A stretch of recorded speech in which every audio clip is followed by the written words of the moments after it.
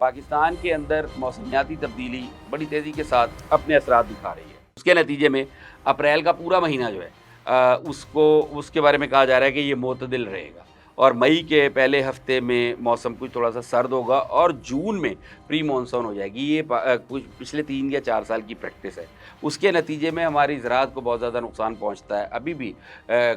جو ہے یہ اپریل کے مہینے میں بارشیں ہوئی ہیں، انہوں نے گندم کی فصل کو کافی نقصان پہنچایا ہے، اور لوگ جو ہیں وہ اس بیچارے دعائیں کرتے ہیں۔ شہروں میں رہنے والے لوگوں کو اس حد تک اندازہ نہیں ہے، کاشتکار کو اس بات کا بڑے اچھے طریقے سے اندازہ ہوتا ہے، لیکن اب ایشو یہ ہے کہ یہ موسم تو تبدیل ہو رہے ہیں، اور یہ تیزی کے ساتھ تبدیل ہوتے رہیں گے۔ اتنی توقع نہیں کی جا رہی تھی، اتنی فاسٹ ٹریکنگ کی امید نہیں تھی کہ نیچر اتنی فاسٹ ٹریک ہو جائے گی کہ چیزوں کو بالکل ہی ریورس کر دے گی، لیکن ایسا ہو رہا ہے۔ کچھ لوگوں نے اب سے 30 سال پہلے موسمیاتی تبدیلی کے حوالے سے یہ بات کہی تھی کہ ہمالیین رینج جو ہے، یہاں پہ موسم اتنی تیزی کے ساتھ تبدیل ہوں گے کہ لوگ سنبھلنے بھی نہیں پائیں گے، اور پوری کی پوری یہاں تو امریکن تو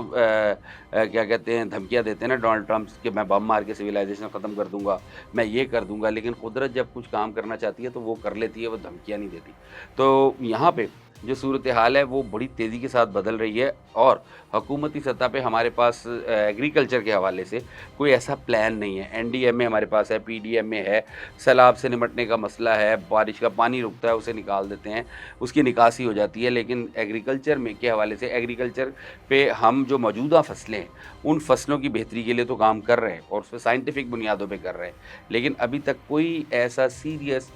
جو ہے اسٹیپ نہیں لیا گیا کہ اگر یہ موسمیاتی تبدیلی بڑھتی ہے،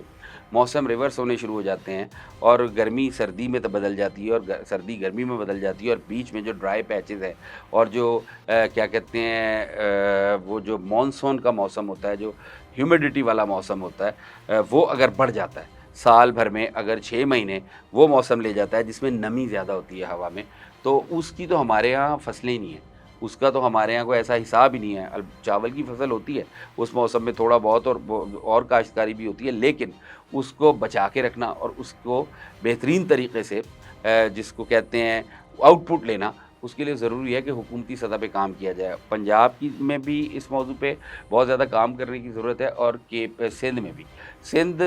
کے پی کے اور بلوچستان نسبتاً اس سے اس لیے محفوظ ہیں کہ وہاں موسم کا اتنا امپیکٹ نہیں ہے، وہاں جیسا موسم تھا ویسا ہی ہے، وہ تھوڑی سی شدت میں آ رہا ہے۔ سندھ بھی اس سے بچا ہوا ہے۔ سب سے زیادہ متاثر جو ہے وہ پنجاب ہو رہا ہے، اور پنجاب کا بھی اپر پنجاب کا علاقہ، مثال کے طور پہ آپ اگر اٹک سے شروع کریں تو اٹک سے لے کے ملتان تک کا، ملتان اپر پنجاب نہیں ہے لیکن بہرحال ساہیوال ملتان تک کا علاقہ زیادہ متاثر ہے۔ یہ بہت امپورٹنٹ بات ہے، اس کے اوپر حکومتوں کو سوچنے کی ضرورت ہے۔ کسی بندے نے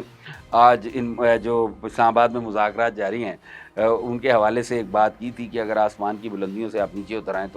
تو ہم سے ضرور ملیے گا، ہم نے آپ سے زمین کے مسائل پر بھی گفتگو کرنی ہے۔ زمین کے جو مسائل ہیں ان پہ گفتگو کرنا بہت ضروری ہے۔